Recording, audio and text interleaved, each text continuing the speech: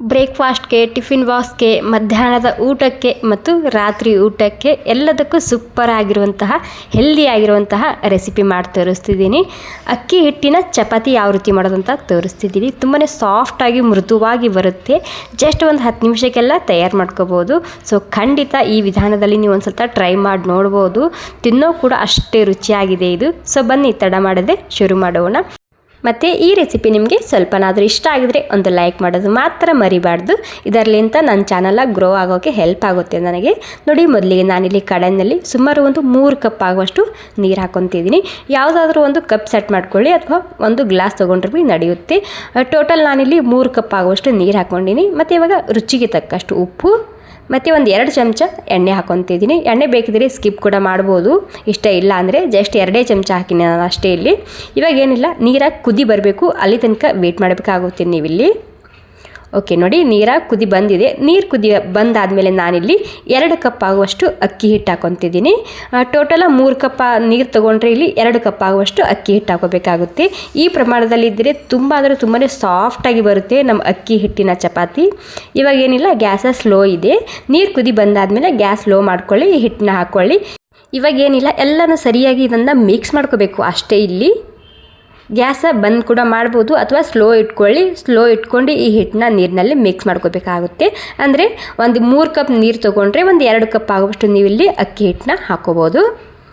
Okay ನೋಡಿ, ಎಲ್ಲನೂ ಸೇರಿಸಿ ನಾನು ಒಂದು 2-3 ನಿಮಿಷ ಸರಿಯಾಗಿ ಮಿಕ್ಸ್ ಮಾಡ್ಕೊಂಡಿನಿ. ಇವಾಗ ಮಿಕ್ಸ್ ಮಾಡ್ಕೊಂಡಾದಮೇಲೆ ಇದಕ್ಕೆ ಒಂದು 5 ನಿಮಿಷ ಹಬೆಯಲ್ಲಿ ಮುಚ್ಚಿಡ್ತಿದ್ದೀನಿ. ಗ್ಯಾಸ್ ಬಂದಿದೆ ಇದು, ಹಾಗೆಯೇ ಮುಚ್ಚಿಡ್ತೀನಿ, ಮತ್ತಷ್ಟು ಸಾಫ್ಟ್ ಆಗುತ್ತೆ ಹಿಟ್ಟು.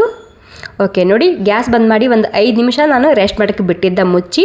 ಇವಾಗ ಪೂರ್ತಿಗೆ ಮತ್ತೆ ಸಾಫ್ಟಾಗಿರುತ್ತೆ ಹಿಟ್ಟು. ಇವಾಗ ನಾನಿಲ್ಲಿ ಕೆಳಗಡೆ ಹಾಕ್ಕೊಂಡು ಕೈಗೆ ಒಂದು ಸ್ವಲ್ಪನೇ ಎಣ್ಣೆ ಹಚ್ಕೊಂಡು ಈ ಹಿಟ್ಟನ್ನ ಸಾಫ್ಟಾಗಿ ಮಾಡ್ಕೊಂಡು ತೊಗೋಬೇಕಾಗುತ್ತೆ. ಇಲ್ಲಿ ನೀರಿನ ಅವಶ್ಯಕತೆ ಇರೋದಿಲ್ಲ, ತುಂಬಾ ಸಾಫ್ಟಾಗಿ ಬರುತ್ತೆ ಹಿಟ್ಟು. ನಾವು 5 ನಿಮಿಷ ಮುಚ್ಚಿಟ್ಟಿರ್ತೀವಲ್ಲ, ಅಲ್ಲಿ ಕೂಡ ಇದು ಹಿಟ್ಟು ತುಂಬಾ ಸಾಫ್ಟ್ ಆಗುತ್ತೆ. ಹೀಗಾಗಿ ನೀರೇನು ಹಾಕೋ ಅವಶ್ಯಕತೆ ಇಲ್ಲ. ಹಾಗೆಯೇ ಕೈಗೆ ಎಣ್ಣೆ ಹಚ್ಕೊಂಡು ಸುಮಾರು ಒಂದು 3-4 ನಿಮಿಷ ಇದನ್ನು ಸಾಫ್ಟ್ ಮಾಡ್ಕೊಂಡು ತೊಗೋಬೇಕಾಗುತ್ತೆ ಅಷ್ಟೇ. ತುಂಬಾ ರುಚಿಯಾಗಿ ಬರುತ್ತೆ ಈ ಚಪಾತಿ. ಸೊ ಒಂದು ಸ್ವಲ್ಪ ಖಂಡಿತ ಟ್ರೈ ಮಾಡಿ ನೋಡಿ, ಮತ್ತೆ ಮಾಡ್ತೀರಾ. ಸೊ ನೋಡಿ, ಸುಮಾರು ಒಂದು 4-5 ನಿಮಿಷ ಆಗೋ ತನಕ ನಾನು ನೀರು ಹಾಕ್ದೇನೆ ಹಾಗೆಯೇ ಕೈಗೆ ಒಂದು ಸ್ವಲ್ಪನೇ ಎಣ್ಣೆ ಹಚ್ಕೊಂಡು ಇದನ್ನು ಹಿಟ್ಟನ್ನ ಸಾಫ್ಟ್ ಮಾಡ್ಕೊಂಡು ತೊಗೊತಿದ್ದೀನಿ. ಮತ್ತು ಇಲ್ಲಿ ಹಿಟ್ಟು ಪೂರ್ತಿಯಾಗಿ ತಣ್ಣಗಾಗೋ ತನಕ ಬಿಡಬಾರ್ದು. ಸ್ವಲ್ಪ ಬಿಸಿ ಇದ್ದಾಗೇ ಈ ಹಿಟ್ಟನ್ನ ಸಾಫ್ಟ್ ಮಾಡ್ಕೊಳ್ಳಿ, ಸರಿಯಾಗಿ ಬರುತ್ತೆ ರೊಟ್ಟಿ ಅಥವಾ ನಾವು ಮಾಡುವಂತಹ ಚಪಾತಿ. ಓಕೆ ನೋಡಿ, ಫೈನಲಿ ಪೂರ್ತಿಯಾಗಿ ಹಿಟ್ಟು ಸಾಫ್ಟ್ ಆಗಿದೆ, ನೀವು ನೋಡ್ತಿರ್ಬೋದು. ಹಾಗೆಯೇ ಜೋರಾಕಿ ನಾನು ಸಾಫ್ಟ್ ಮಾಡ್ಕೊಂಡಿನಿ. ಇವಾಗ ನೀರೇನು ಟೋಟಲಿ ಒಂದು ಹನಿ ಕೂಡ ನಾನೇನಿಲ್ಲ ಹಾಕಿಲ್ಲ.